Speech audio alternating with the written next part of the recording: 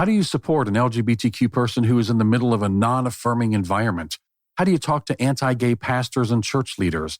What's the difference between a welcoming and a truly affirming church? How do you deal with internalized homophobia? Today, we have a very special episode that we turn to the FreedHearts Podcast Inbox and answer questions from our listeners. These may be questions that you have. Would it be okay if I were to tell you that I am afraid someday? So I call you up and you call me down. Would it be okay? Well, welcome and thanks for listening. Tuning in to Season 1, Episode 10 of the FreedHearts Podcast.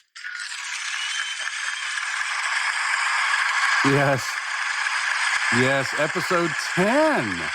Episode 10, the FreedHearts Podcast is filmed in front of a live studio audience. No, it's not.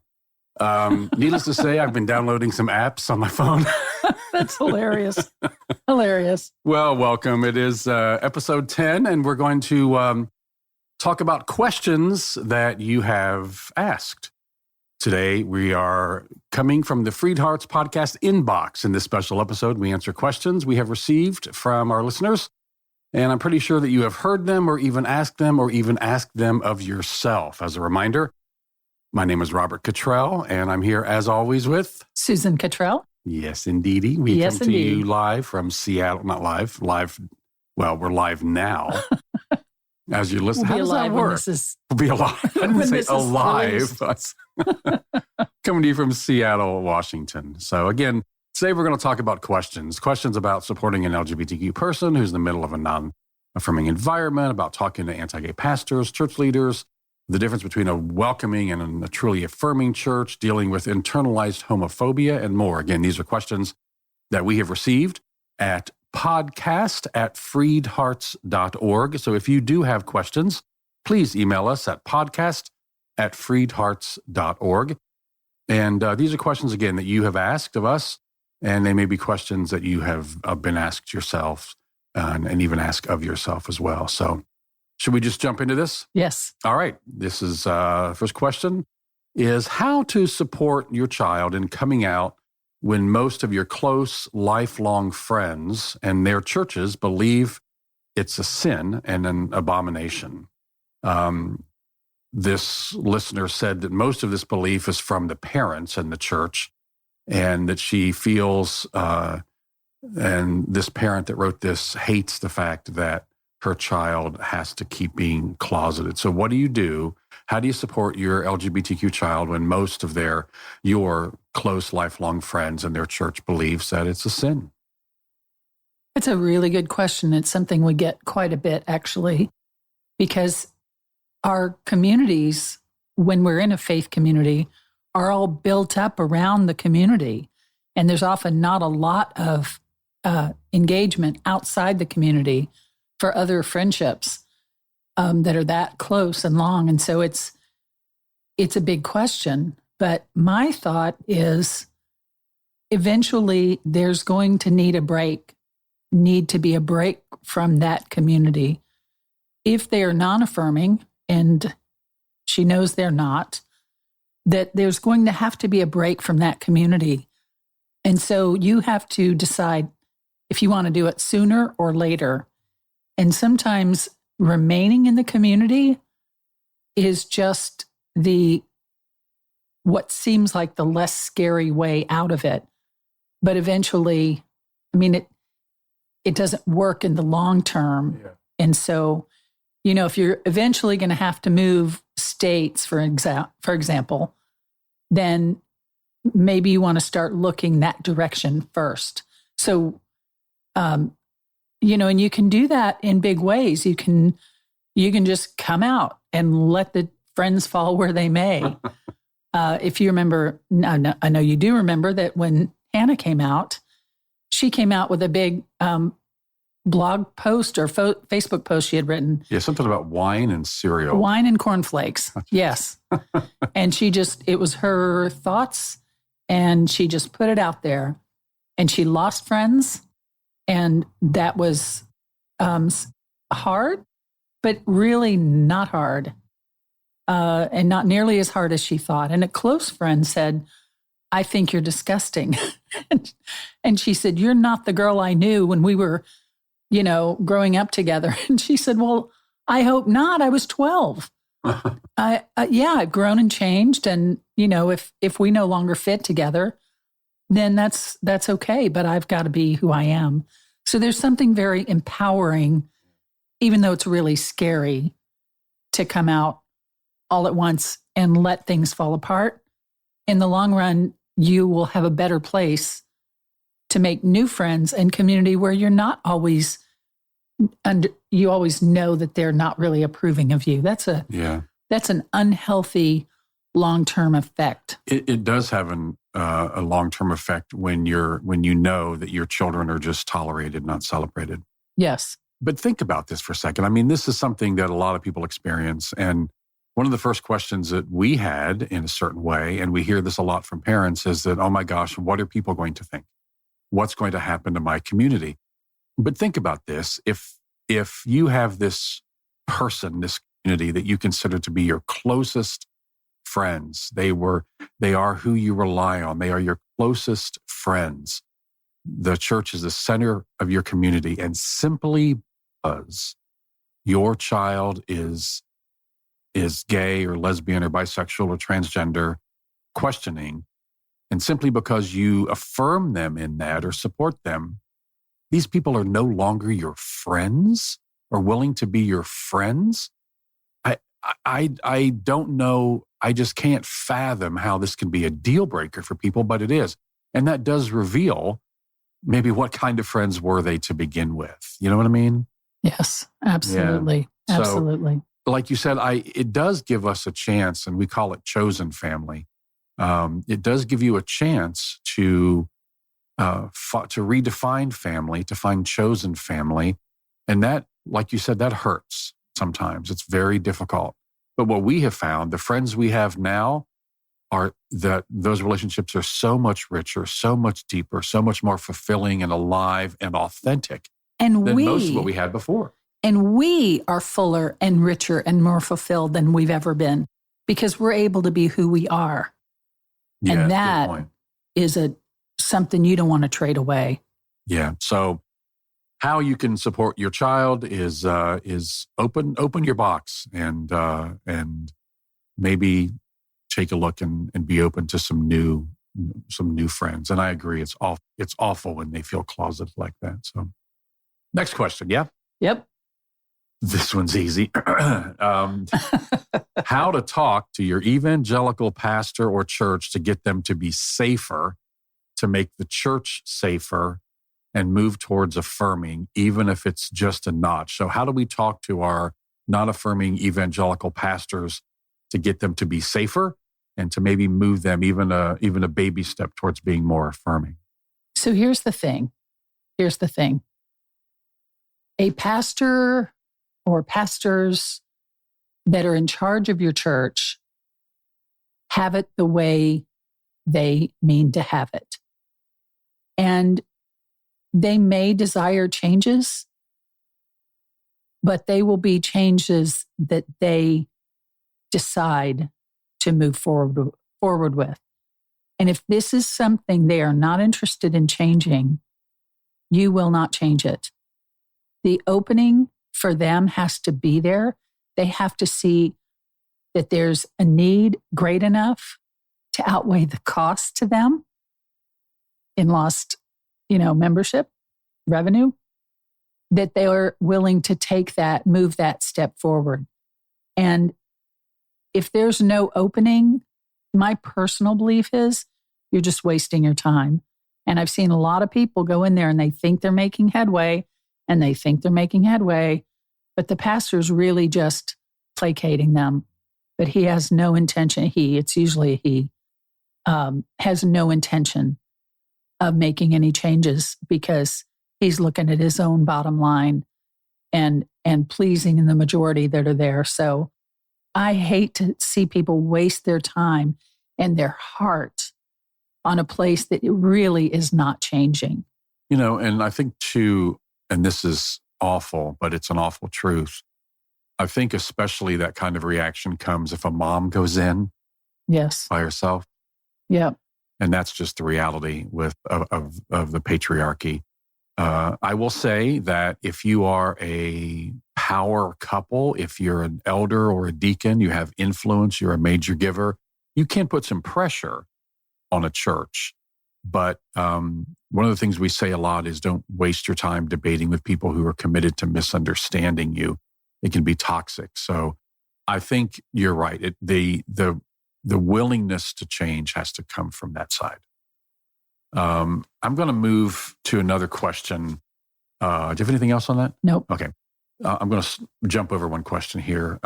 So if we decide, or how do we decide when to break a tie with a non-affirming church and find an affirming church? And some examples that this particular listener said is when their child doesn't want to leave friends, but microaggressions are still hurting them. Let's start with that one before we get into how to find an affirming church. So when do you decide to leave? Yeah. So the thing about microaggressions, which means people around you don't approve of you and you know it, and it can be just a look, it can be not talking to you or just saying hi and going on, whatever it is, those are like poison. And they have a cumulative effect. And this is documented that people of color, women, LGBTQ, who have been treated with microaggressions, which our culture dishes out, have a cumulative, harmful effect. And so, to me, to stay in a place like that has a long-term bad effect.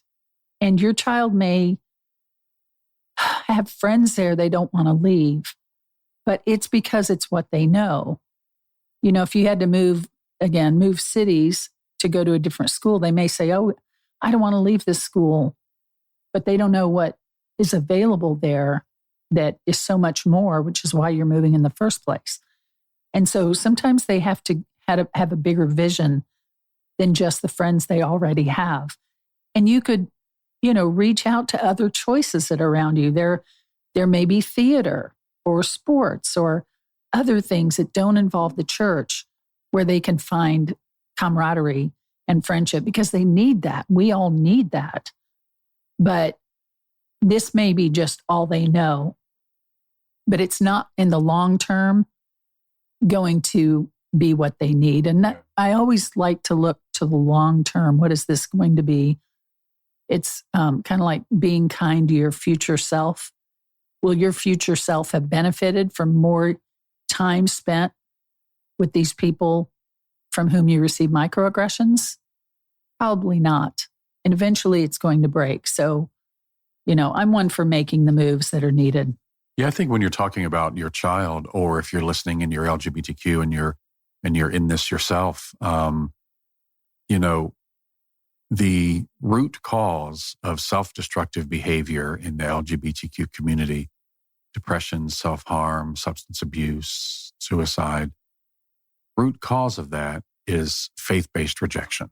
And so we can never don't underestimate the impact that these microaggressions and direct comments are having on your child from a youth pastor, from friends, from a youth group, or the impact they're having on you if you're part of the gay community. So yeah, that's good. That's good. And that's really tough. That's really tough. And I love the idea of finding other venues through which you and the friends that you do love can still gather, and the friends that your kids love can still gather. Yes. And we keep saying it's tough, and it really can be, but I don't want to cement that for people because there's so much available in a new paradigm that we're not seeing until we move into that new paradigm. But often is not as tough as it seems. You think you're going to really miss these people and you end up not missing them. But I'll tell you that our daughter came to us after she came out and everything. She said, I at youth group, I felt so unable to be myself.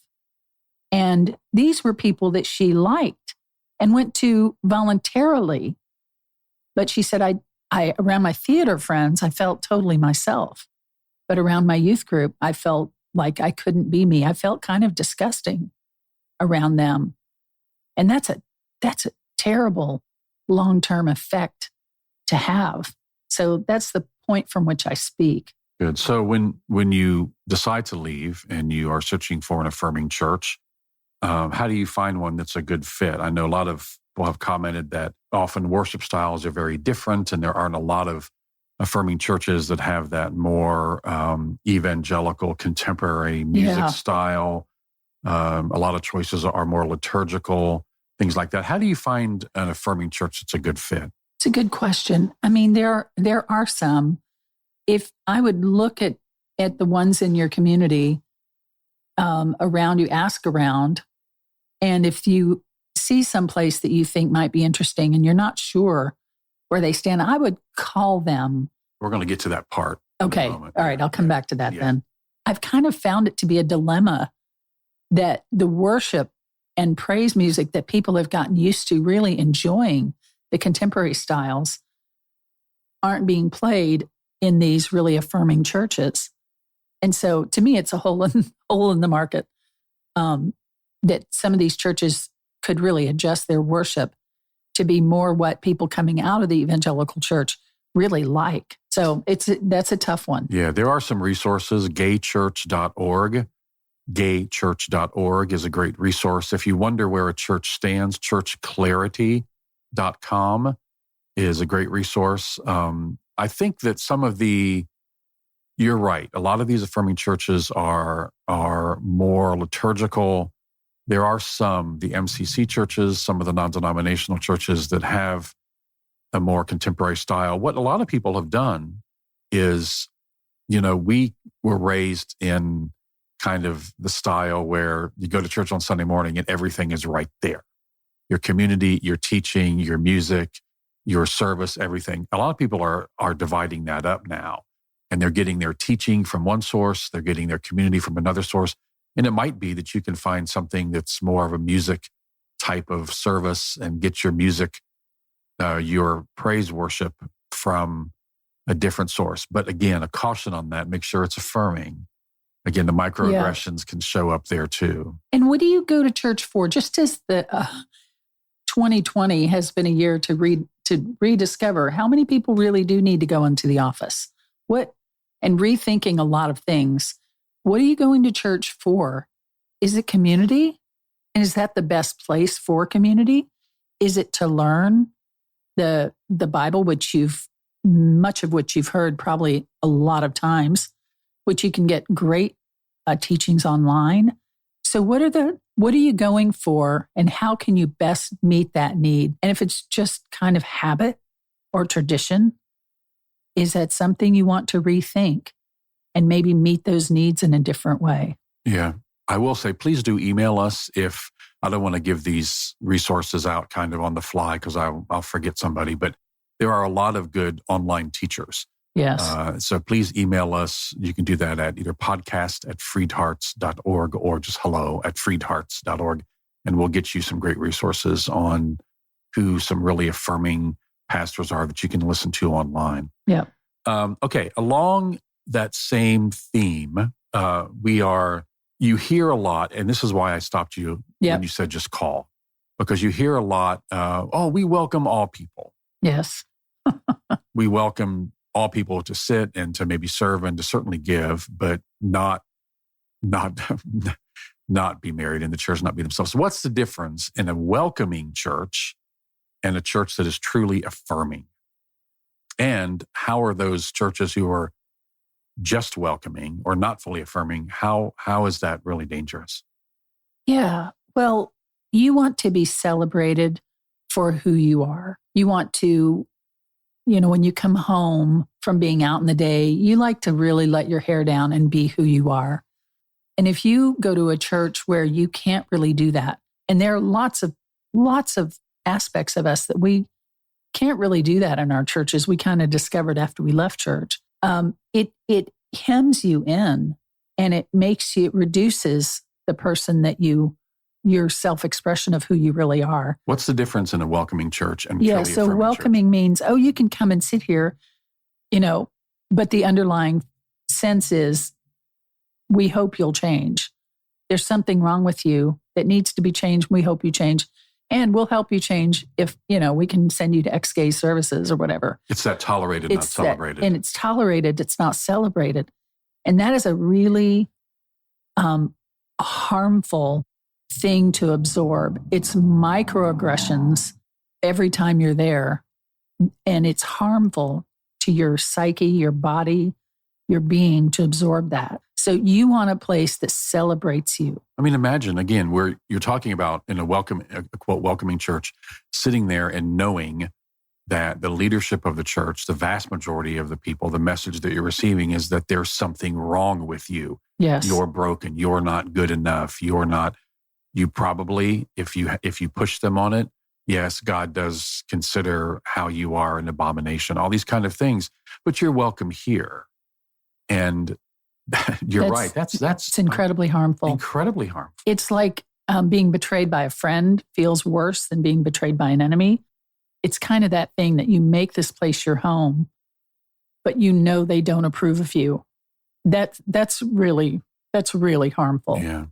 And you don't want to subject yourself to that. And the longer you stay in a church, the more you invest yourself, the more you get to know people.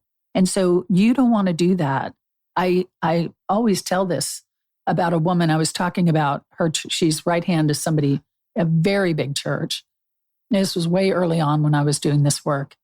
And I was trying to help her understand that having gay people there that weren't really affirmed is harmful. And she said, well, they may not know that. They may not know that till they've been there 3 years. And she said it like a positive. And I just wanted to scream because you're letting them invest themselves into you. And then there will be a time that you cut them off, that they can't serve like they hoped they could. And that's a bad betrayal. So I think people need to know from the very beginning. And that's why Church Clarity does their work. Yeah, you can search for a church. That's an organization that requires churches to state or tries to get churches to state their positions very clearly and directly. Yeah. If you don't want to be affirming, we can't make you be, but don't pretend that you are, because that is damaging. Yeah, this listener said, people believe how dangerous it is because people believe they are safe, and then bam, they're she had a little emoji, bam emoji. They're expected to change or be celibate, big difference. Be celibate instead of celebrate. Yeah. Right. And have limited service roles. And that's true. You'll think, oh, of course you're welcome. And they may tolerate you. Then all of a sudden you get into a relationship and you want to bring your partner. And then, yeah. So, and you don't it's deserve really that. damaging. You don't deserve that. Right. And there are better options out there. So why would you put yourself through that? And there's, the phrase opportunity cost, meaning you may not see the cost of something in what you spent, but in the opportunity that you didn't have, there's a big cost. And to be at a place that is not fully celebratory of who you are, there's a cost to that of what could have been if you had that kind of celebration. Yes. So don't settle for, hey, they let me come and sit. Don't settle for that. You deserve so much more than that. Absolutely. You deserve to be celebrated. You deserve to be celebrated. Yeah. So you talked about calling in church, and you can do that. The ones that are welcoming are very slick. Yeah. What I was going to say about that was when you call, say, do you affirm LGBTQ people? Yeah. There's some questions you can ask. Yes. And if they hesitate in any way, then they're not fully affirming. Yeah. And some of these questions, we had a friend of ours, a pastor, say, I asked them if a transgender person can be a pastor here. And if they say no, they're not fully affirming.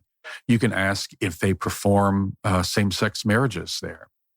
Those kind of questions. Be direct. And if you don't get direct... if you get the hemming and hawing around, yep, then you've got it. You've got your answer. Don't keep asking, hoping they'll clarify the hemming and hawing that they just did. Okay. Because they're not. Yep. That's what they meant. There's an expression, believe people when they show you who they are. When a church shows you it's not really affirming, you need to believe them. One more question about church, then I've got one more question after that, and that's it for today. And again, a reminder, if you have questions, please email us, podcast@freedhearts.org. We love answering listener questions. So another church-related questions. When you do leave the church, if you decide to leave the church because of trauma, when will it feel safe to return? Even in an affirming church, oftentimes it still feels risky. We hear that a lot from people who've been so wounded by the church that they want nothing to do with the church, nothing to do with God, at least God as it was falsely taught to them. So when does it feel safe to return? Any thoughts on that? Well, I think after the healing has been done, and that can take a long time. It's a journey. It's a process. And you need to give yourself all the room in the world. Don't let anybody shame you into, aren't you over that yet? You're not going to church? Right. Do not listen to that, because that is not helpful and it's not true to who you are. So you have to really let yourself get the healing that you need from the trauma. There's, the expression, get back on the horse, where, if you've been bucked off, you need to get on right away, because that keeps you from cementing what a bad situation that was. And that's true in certain situations. But some 20 years ago, we were at an event where I was riding on a horse, and I'm not a big horse rider, but I could, ride on an easy horse. But he was bucking. He was not safe for me. And I got off right then and there. And the trainer was saying, can you get back on? And I said, no, I'm not. And I never got on a horse since, and I haven't missed it. And so, if you get bucked off and you discover the horse is insane, you don't get back on an insane horse. Yeah. You know what I mean? And there's nothing wrong with, if horse riding had been a great love of my life and I really wanted to do it, that would be a different thing. But this was just like, you know what? I am done with that aspect of my life. So I say that to say that you have to weigh for yourself. Why is it you want to go to church? What is it you do or don't want about it? Is it something you want to resume in the future, or is it not? And if you get sufficiently to the healed point where down the road it appeals to you, then you have that option then. But God is not in the church. God is not limited to the church. And a lot of people are incredibly powerfully spiritual, and they have no interest in going to church. It's not part of the deal. Even for Christians, Jesus didn't say, be sure you go to church.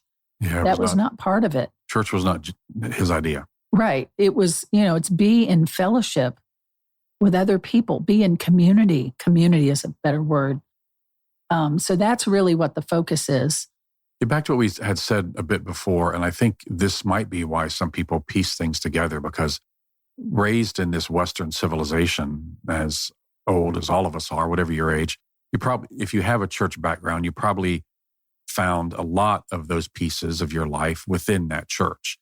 But when you step away, when you leave the church from trauma, you may never go back like it was before. You may find, well, I miss teaching. I miss hearing messages. Well, then there are sources for that. Or I miss gathering with people. Well, there are things you could do, sources for that. You know what I mean? So it might be that's why a lot of people will piece that back together, because it's just not safe. And like you said, there are a lot of spiritual people.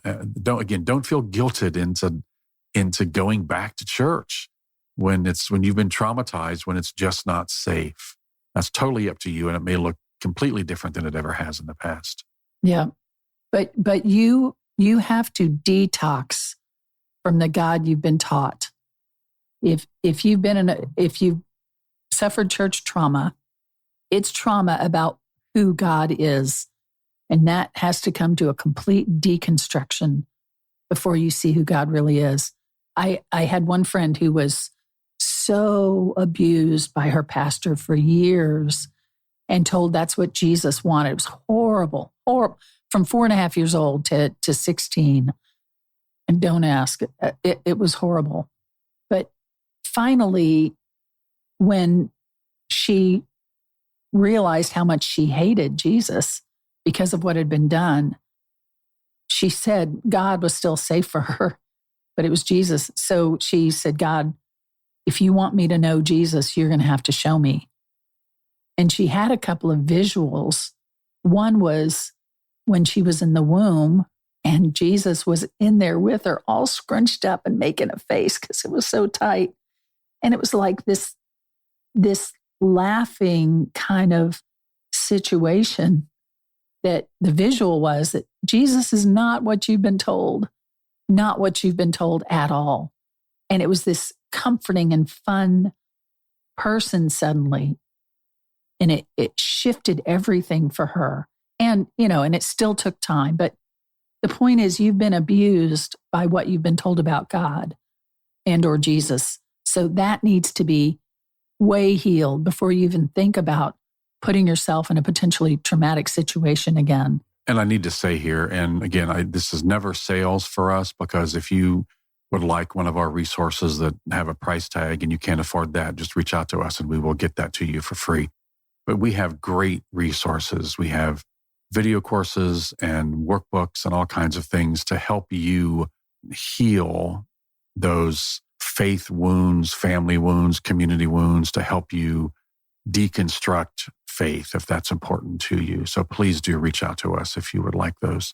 Yes. The one person you should not be afraid of in the world is God. The one who should be the safest for you is God, for all of us. However you define that. Yes. So that's something to get to the bottom of. One more question. We're coming to the end of our usual time. So I don't know if you want to briefly address this. As I read this question again before I was about to read it, I thought, wow, this could be a whole episode. And if you want to briefly address it and we can cover it more in a whole episode, feel free to do that. But the question is internalized homophobia. Yes. How do we help our child? How do we help yourself deal with this deep-seated internalized homophobia? Well, I was thinking about when you eat something that's not very good for you, food poisoning kind of situation, the best thing you can do is purge it out, is cleanse it out, is drink a lot of water, even throw up if that's needed.